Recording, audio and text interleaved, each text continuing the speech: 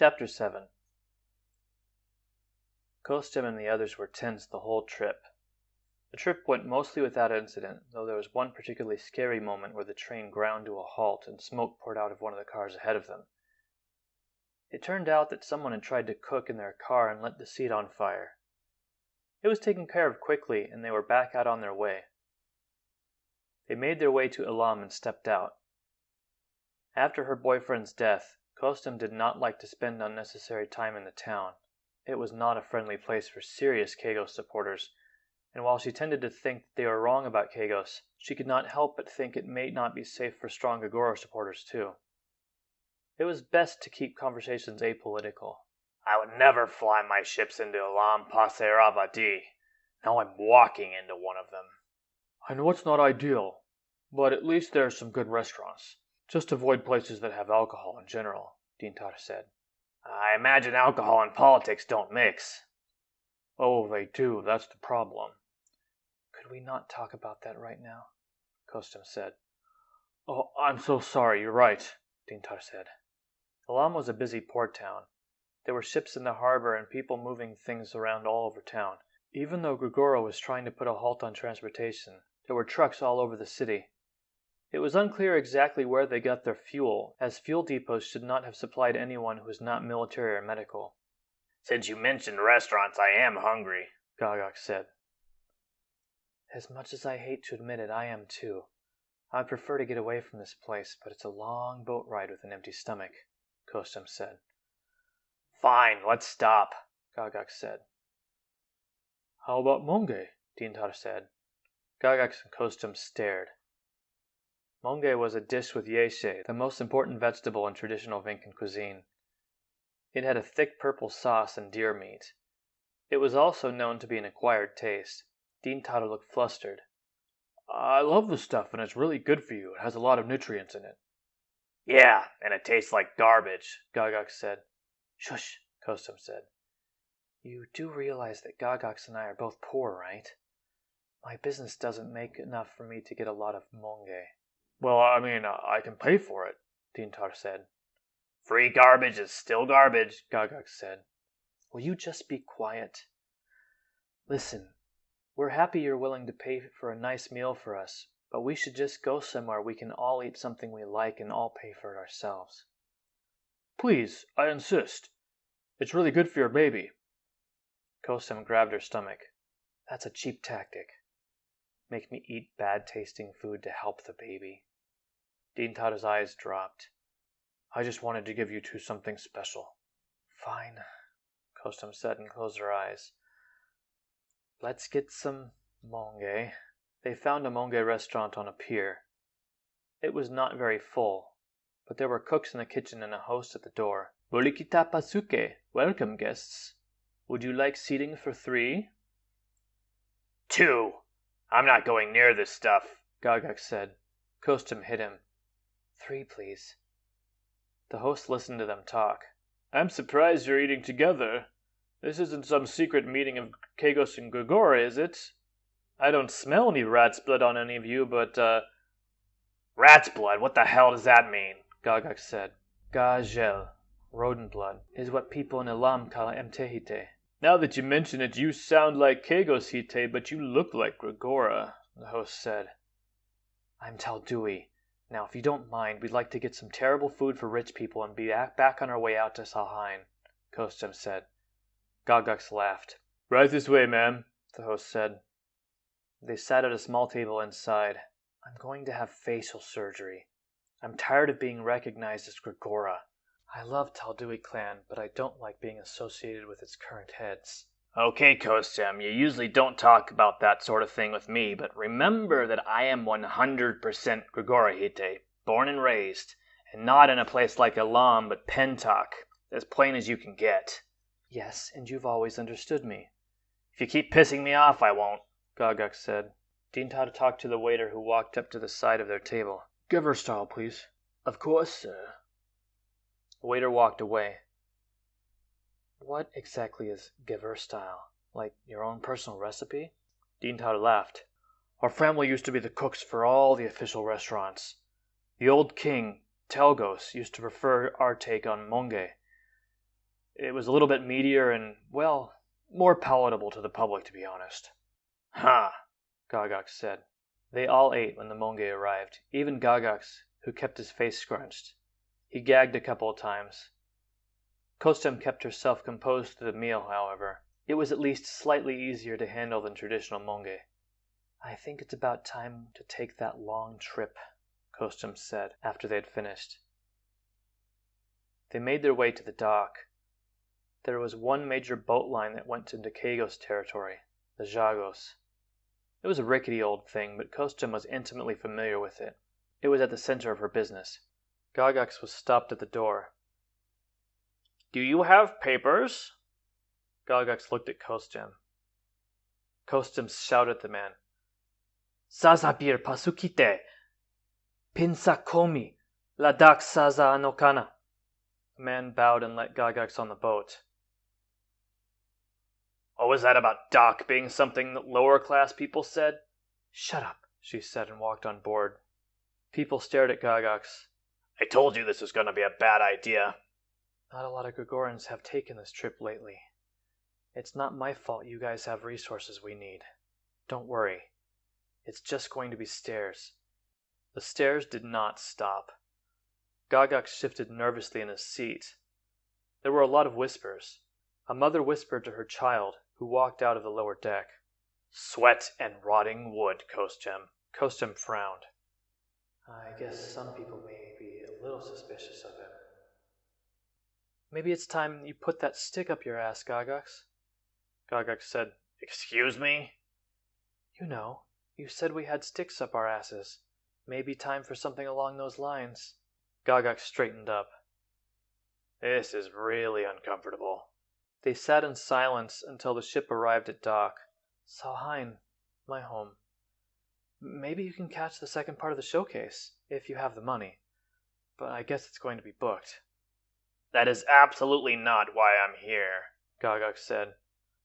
Let me show you to my shop. It's actually on the outer ring, but on the back side of the palace. That would be nice. How long will it take us to get around the outside? Not long in one of these, Kosjem said, and flagged a ground vehicle. They're just vehicles like this for anyone to use? Well, for money. I normally just walk if I don't have furniture in tow, but we've had a long trip. They got into the car and sat down. It was a very bumpy ride, not because of a lack of technology for shock absorption, but because the designer of said vehicle apparently did not think it was necessary. As they approached Kostem's shop, they noticed someone standing in front. It was Banquet. She'd completely forgotten about him. Please stay in here while I deal with him, Kostem said. Are you sure you don't need help? Who is this? Gagax said. Don't worry, I'm fine. I'll be fine, Kostem said. She walked about 3 inches from him and said, What are you doing here, Banquet? It should be obvious. We have official matters to discuss. I won't embarrass you about it now, but we need to finish our discussion from last time. Listen, I'm still not sure. You need help raising the baby. You can't run a business where you work with your hands like this and take care of a baby on your own. And you're going to help? Well, no, that's what my family was for, did you forget? Kind of. I had other things on my mind.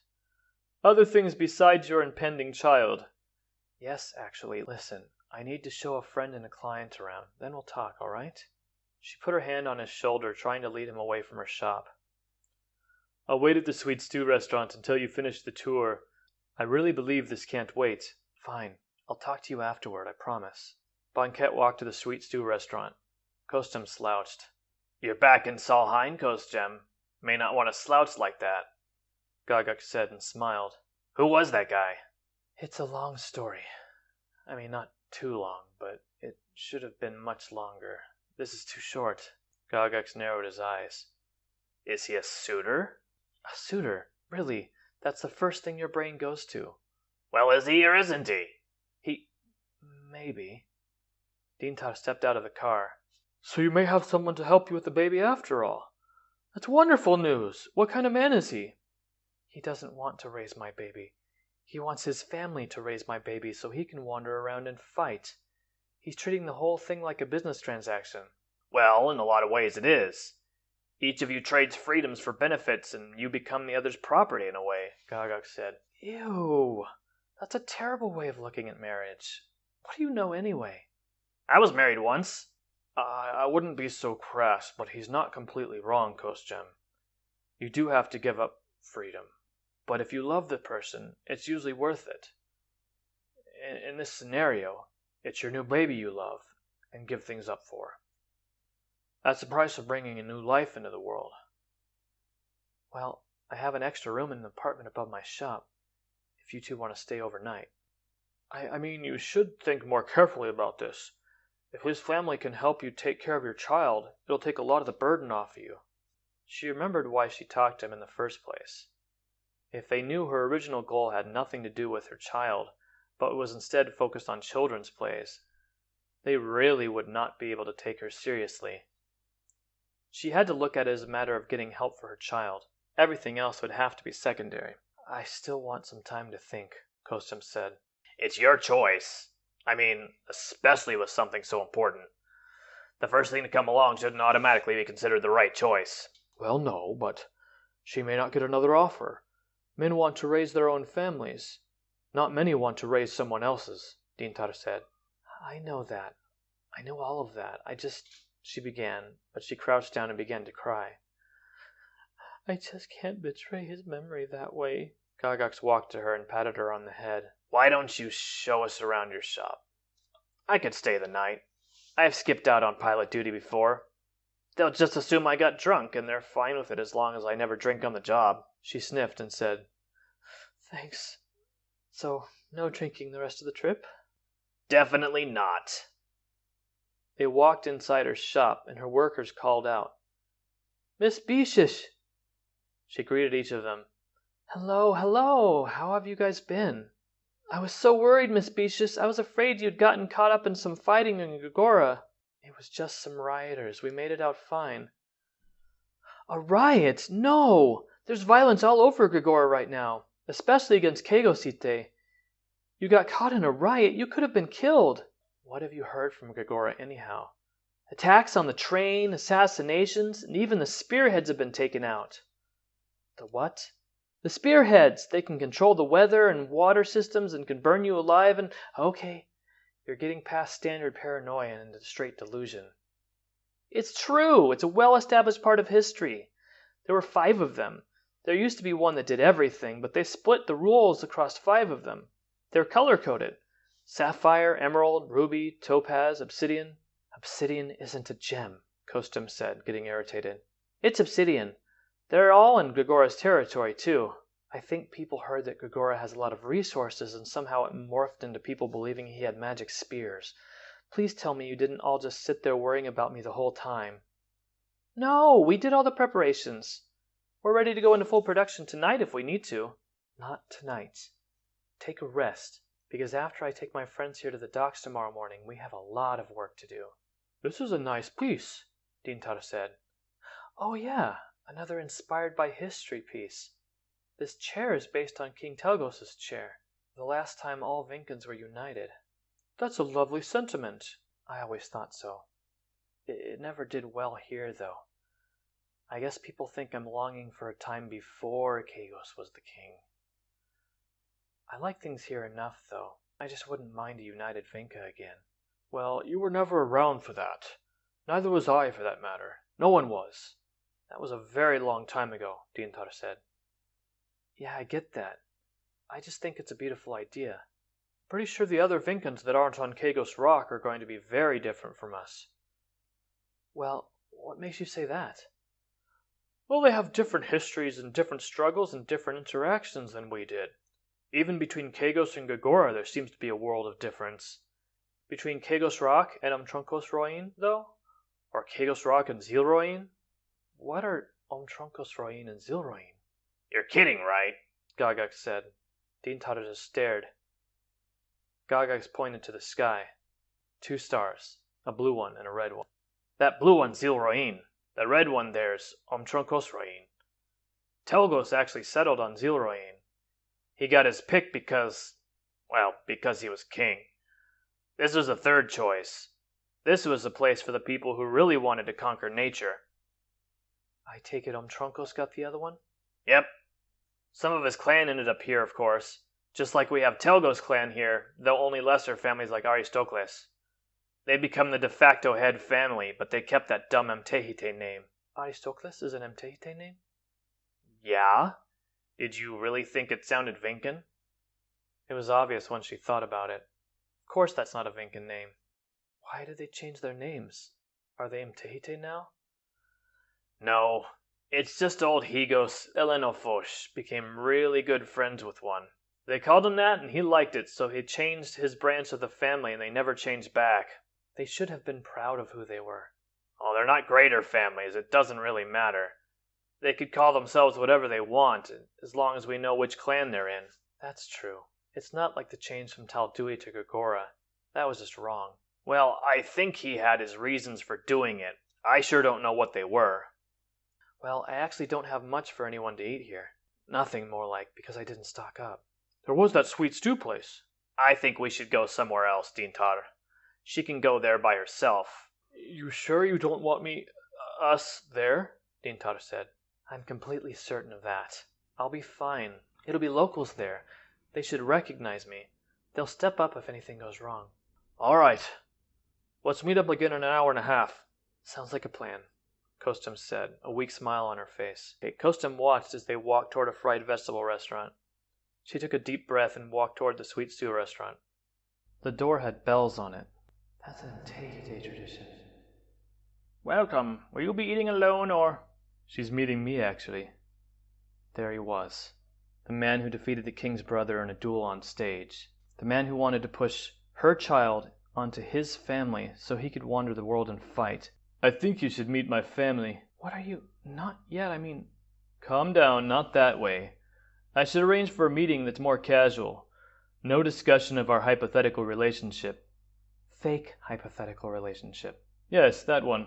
If you met my sister or my mother, it may give you more of an idea of how your child would be raised. You know, I'm perfectly capable of raising my own... Not if you want to run a furniture store and get on stage in the children's shows and live your own life. He was right. She hated that he was right, but he was right. Fine. I'll meet your parents.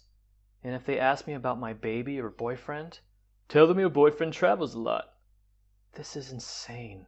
Listen, I don't mean to be insensitive, but we don't have much of a choice. We have to work within the system if we want to accomplish our goals. This is just practical. That's what I have a hard time with. Everything being so practical. I'm not sure I want to raise my child so practical. Banquet pursed his lips. You're right. I know you're right. I see the way couples act. The way you probably acted with your boyfriend. I loved him. He was kind and funny and... I'm a bit of a robot. A robot with a sword. I know. I don't have charm or personality. Those would be great things to have if I wanted to replace your boyfriend. I don't, though. Listen, it isn't even a matter of being you. I don't want anyone to replace him. But you need someone to replace him. That's my point. Why can't relationships be looked at more pragmatically? Because they're not. They can be. They are for the royal families. Yeah, well, they have different concerns, Kosjem said and frowned. I was in a bad state when you met me the first time. I've had more time to think about these things. You've been on a business trip to Gogora. You haven't been thinking about these things at all. How do you know what I think about in my own spare time? Because if you really were thinking about it, you wouldn't be thinking about it in your spare time. You've been distracting yourself. His logic may have been flawed, but he had definitely arrived at the right conclusion. She had been distracting herself, and she could not deny it. Fine, I'll do it. I just want to move on with my life. If I have someone to help me with my child, and someone to do Yetu for them, I'll do it. Like I said, this isn't about love or sex, this is about practicality, Banquet said. This is a companion story to Diamond Spearhead, available on Amazon now. As strange as it feels to say this, like, share, and subscribe, and hit the notification bell. Especially share, that's more important than the other two.